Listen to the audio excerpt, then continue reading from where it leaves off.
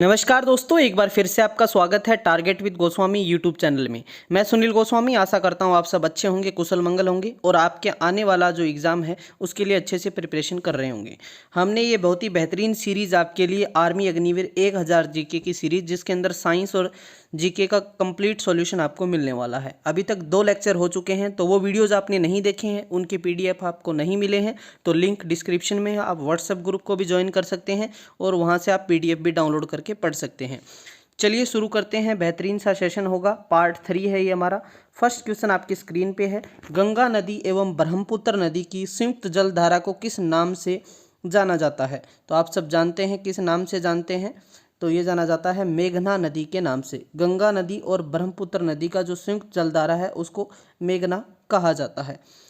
Clear है। चलिए next हमारा क्वेश्चन है, भारतीय संविधान सभा ने राष्ट्रीय ध्वज का प्रारूप कब अपनाया? तो ये 22 जुलाई 1947 को। मोस्ट रिपीटेड क्वेश्चन है ये।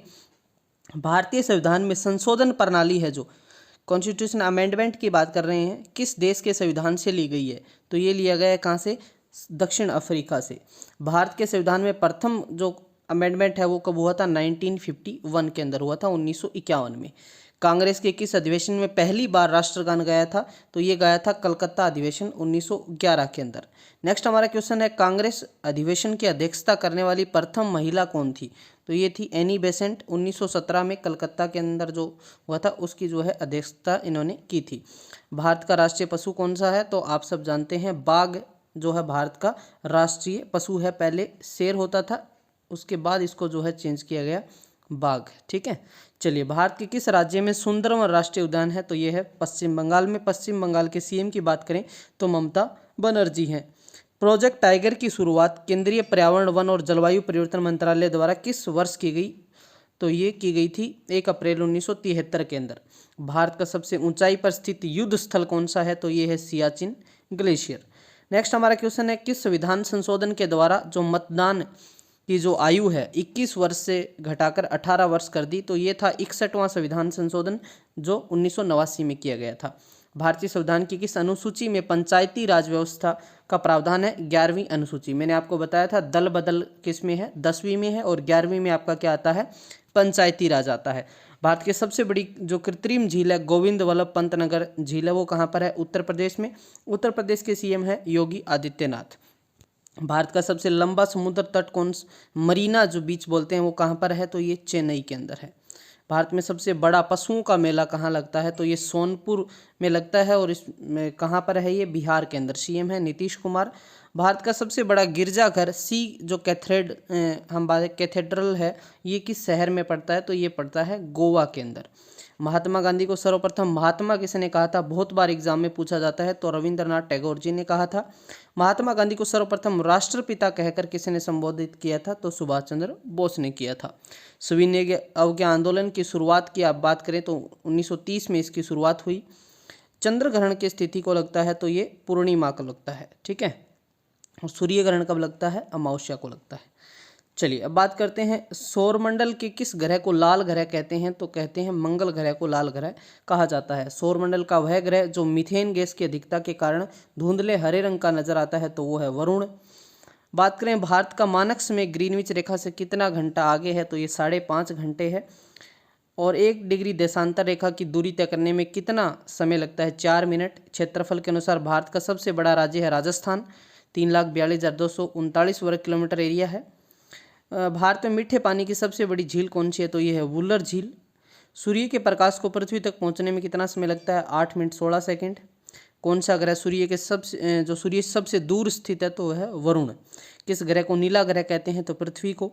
आकार के अनुसार हम बात करें सौरमंडल का सबसे छोटा ग्रह कौन सा है? बुध है। भारत का पहला उपग्रह कौन सा था? तो ये था आर्यभट्ट। भारत ने चंद्रयान फर्स्ट को किस वर्ष अंतरिक्ष में भेजा? 2008 में। सतीश धवन अंतरिक्ष केंद्र जो श्रीहरिकोटा भारत के किस राज्य में है? तो ये आंध्र प्रदेश के अंदर है। भारतीय अंतरिक्ष अनुसंधान जो इसरो है, इंडियन रिसर्च जो है हम बात करें, इसकी स्थापना आपसे पूछ ले तो 1969 में। इसरो की स्थापना कब हुई? तो 1969 में 1969 में। दो अक्षांश रेखाओं के बीच की दूरी होती है 111 किलोमीटर। वायुमंडल में सबसे अधिक कौन सी गैस पाई जाती है? तो ये पाई जाती है नाइट्रोजन। कमेंट सेक्शन में बता सकते हैं कि कितने प्रतिशत पाई जाती है। वायुमंडल में कार्बन डाइऑक्साइड की मात्रा आपसे पूछे तो 0.03% होती है। गेटवे ऑफ इंडिया कहाँ है? तो ये भारत की आर्थिक राजधानी मुंबई है, गेटवे ऑफ इंडिया वहाँ पर है। स्वराज्य मेरा जन्मसिद्ध अधिकार है और मैं लेकर रहूंगा, ये नारा किसने दिया? लोकमान्य बाल गंगाधर तिलक ने। खजुराहो के मंदिर किस राज्य में है? मध्य प्रदेश के अंदर। सीएम की बात करें तो शिवराज सिंह चौहान, अभी इलेक्शन होंगे यहाँ पे। दूध का अपेक्षित घनत्व कैसे ज्ञात किया जाता है? लैक्टोमीटर से। रक्तदाब नापने का यंत्र कौन सा है? सिप्को मैनोमीटर। बल का एसआई मात्रक न्यूटन होता है, कार्य का मात्रक जूल है। बात करें ईवीएम की तो ईवीएम का पूर्ण रूप आप सब जानते होंगे, जब इलेक्शन होते हैं तो इस मशीन का प्रयोग किया जाता है और बहुत चर्चा में भी रहती है। तो बात करें ईवीएम का जो पूर्ण रूप आपसे फुल फॉर्म पूछे गए, इलेक्ट्रॉनिक वोटिंग मशीन कहते हैं। भारत के उच्चतम न्यायालय की प्रथम महिला न्यायाधीश कौन थी? तो एम फातिमा बीबी थी। भारतीय संविधान सभा की प्रारूप समिति के अध्यक्ष कौन थे? तो डॉक्टर भीमराव अंबेडकर जी थे। भारत का संविधान कब लागू हुआ? 26 जनवरी 1950 को। संपूर्ण भारतीय संविधान के निर्माण में संविधान सभा को कितना समय लगा था? 2 वर्ष 11 माह 18 दिन। और ध्वनि की जो तीव्रता को मापने का यंत्र कौन सा होता है? ऑडियो मीटर होता है। तो ये था हमारा पार्ट नंबर 3, आपको बहुत अच्छे से समझ आए होंगे। फर्स्ट पार्ट सेकंड पार्ट आप जरूर देखें। व्हाट्सएप का ग्रुप जो बच्चे अग्निवीर को टारगेट कर रहे हैं, जिनका एग्ज़ाम है 17 तारीख को, तो वो सारे के सारे बच्चे जो हैं ज्वाइन कर सकते हैं। उनका मैं ये 1000 क्वेश्चन से उनका सारा रिवीजन हो जाएगा, तो बहुत ही बेनिफिशियल रहेगा। जो जीके और साइंस में वो आप जो है बिल्कुल अच्छे नंबर ले पाएंगे। तो मिलते हैं नेक्स्ट वीडियो में, तब तक के लिए धन्यवाद। जय हिंद, जय भारत।